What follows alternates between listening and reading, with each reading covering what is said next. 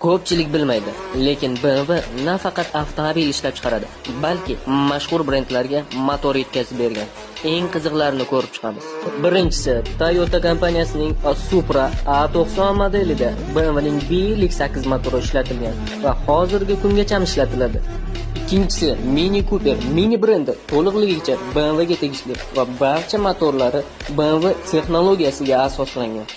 Uchinchisi, lyuks segmentidagi brend Rolls-Royce. Черный Rolls-Royce забирает jackpot. Ha, bu brend ham BMWning kuchli V12 motorlarini ishlatib keladi. To'rtinchisi, McLaren F1 afsonaviy superkar uchun BMW atmosferli V12 motor yasagan.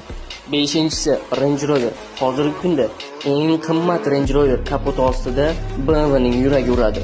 Demak, BMW faqat o'ziga emas, deyarli butun avtomobil olamiga motor yasagan. Shunday ma'lumotlar qiziq bo'lsa, like ni bosish, kommentariy yozish va podpiska bo'lish esdan chiqmang.